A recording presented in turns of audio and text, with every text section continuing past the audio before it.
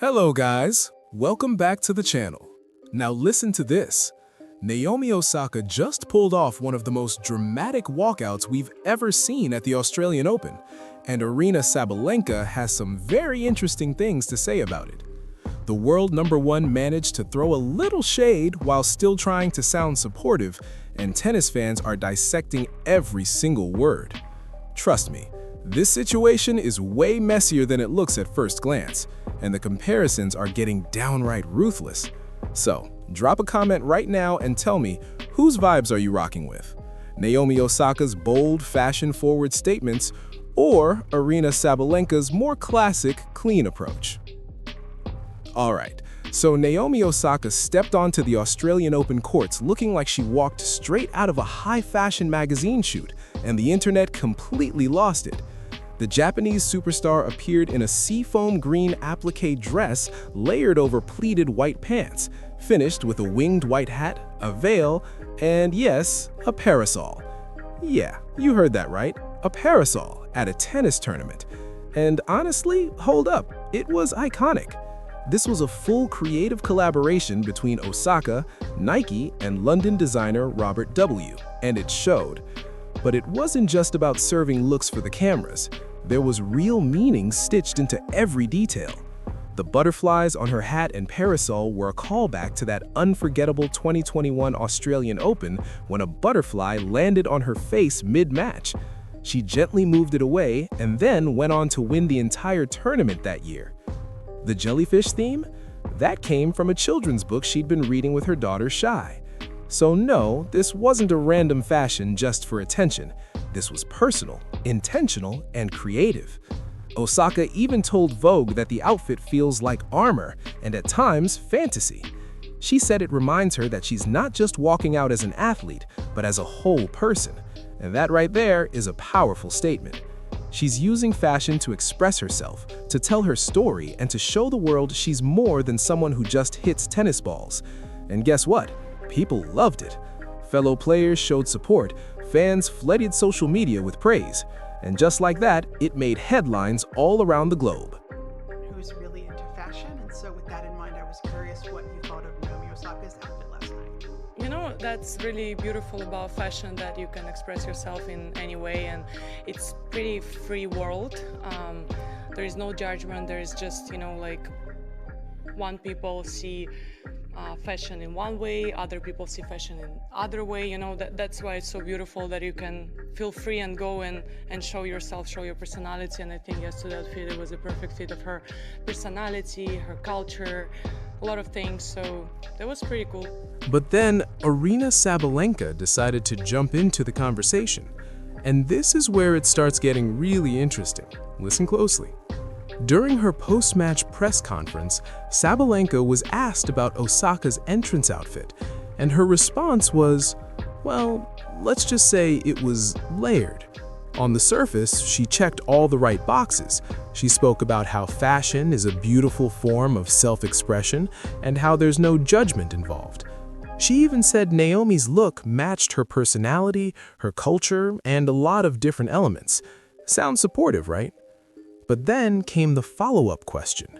Would she ever do something like that herself? And that's when the energy shifted. Sabalenka said she'd go for a more classy type of entrance.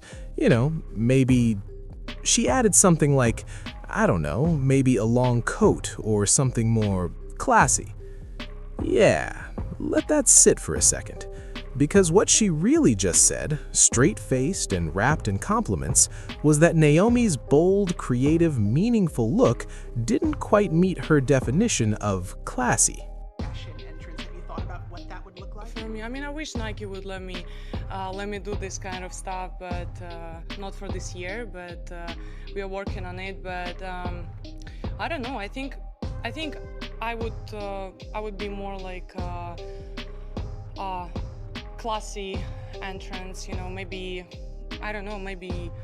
long coat or something. I was fantasizing, I was trying to work it out, but not good enough yet, but I'll come up with something cool next. Now, Sabalenka tried to soften it a little by saying she was just daydreaming about different entrance ideas and that nothing is actually planned for this year.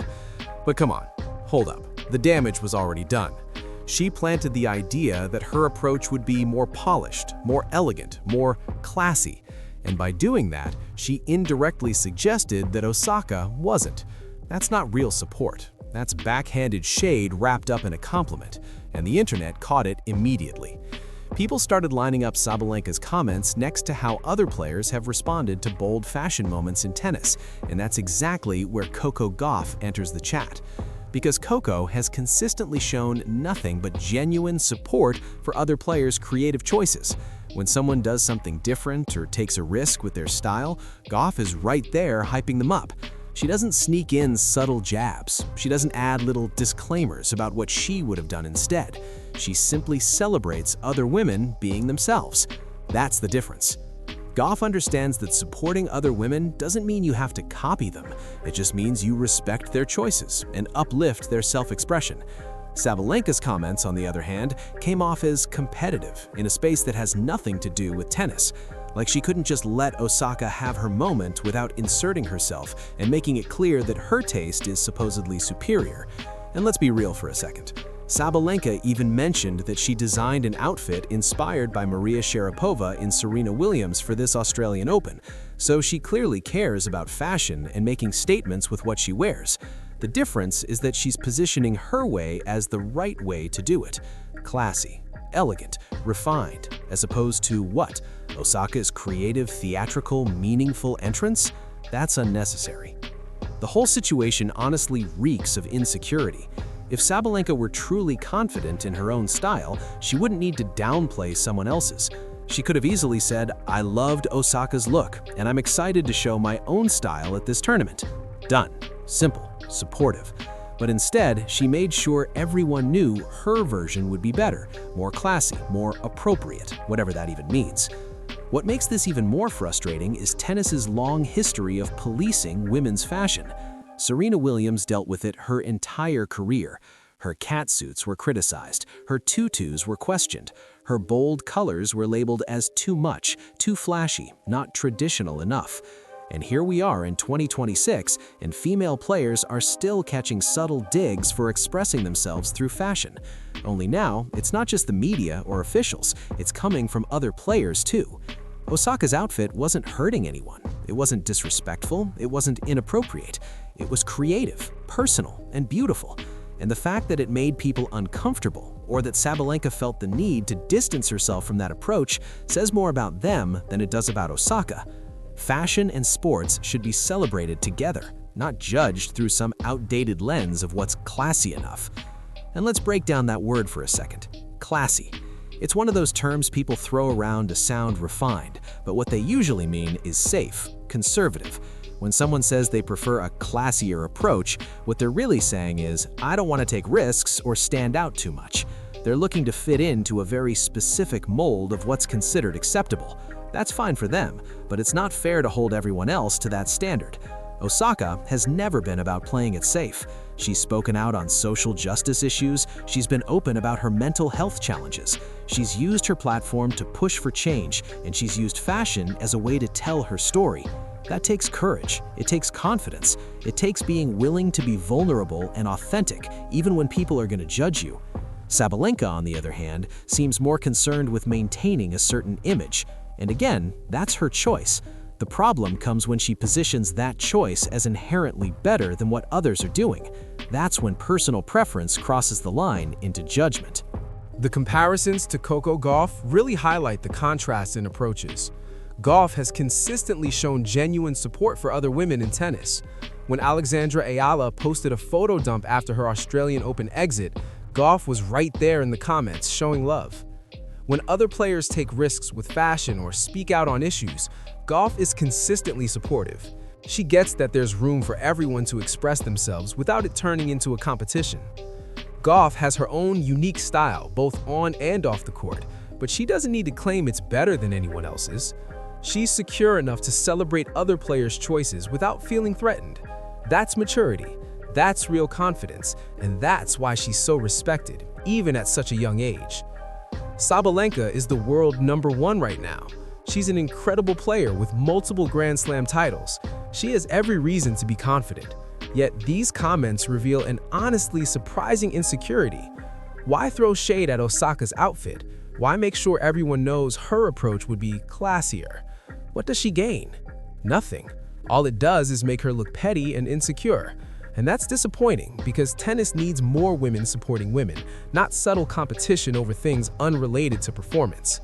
Osaka handled the situation with total grace. She didn't respond to Sabalenka's comments. She stayed focused on her tennis and her self-expression. She beat Antonia Ruzic in the first round, 6-3, 3-6, 4-6, moving on to the next round. The outfit made headlines. People talked about the story behind it. Osaka achieved exactly what she set out to do. Make a statement, tell her story, do it on her own terms. Meanwhile, Sabalenka is over here trying to act like the judge of what's appropriate and classy in tennis fashion. And honestly, nobody asked. Players should be free to express themselves as long as they follow tournament rules and dress codes. Osaka wasn't breaking any rules. She was just being different. And different shouldn't automatically get critiqued or measured against someone else's better approach. This situation also exposes a bigger issue in women's sports. Women athletes are constantly judged on things unrelated to performance. Men can show up in nearly the same outfit every tournament and nobody says a word. But women? Every look gets analyzed, critiqued, compared. Every fashion choice becomes a statement people feel entitled to comment on. Osaka is pushing back by using fashion intentionally, meaningfully, and showing that self-expression matters just as much as performance. She's taking control of the narrative, using her entrance as a way to tell a story and express herself, something that should be celebrated, not subtly critiqued by other players who think their approach is somehow more refined. Sabalenka mentioned she's been working with Nike on potential entrance ideas, but nothing is ready for this year. So basically, she's considering doing something similar to what Osaka just pulled off, but she made sure everyone knew that when she does it, it'll be classier. That's not inspiration, that's competition. And it's unnecessary competition in an area that should be about celebrating individuality and creativity. The tennis world has been watching this unfold and reactions are all over the place. Some agree with Sabalenka that there's such a thing as going overboard with fashion in sports. Others think she was out of line for throwing shade at a fellow player who was simply expressing herself. And then some people say the whole thing is being blown out of proportion and that Sabalenka didn't intend anything negative. But here's the deal. Words matter, especially when you're the world #1 and everyone is listening to everything you say. Sabalenka could have just said she loved Osaka's outfit and left it at that. No qualifiers about being more classy were needed. No distancing herself from Osaka's approach was necessary. She chose to do it anyway, and that choice reveals how she views other players and their decisions. At the end of the day, this whole situation is a reminder that women in sports are still navigating the tricky balance of supporting each other while competing. Sometimes those lines get blurred, but the best players, the Coco Gauffs of the world, get it. You can compete fiercely on the court while genuinely supporting and celebrating each other off the court. That's the standard. Anything less just comes off as petty. So there you have it. Aryna Sabalenka threw serious shade at Osaka's Australian Open entrance while trying to sound supportive, and tennis fans are definitely not letting it slide. Thanks for watching, and make sure to subscribe to my channel.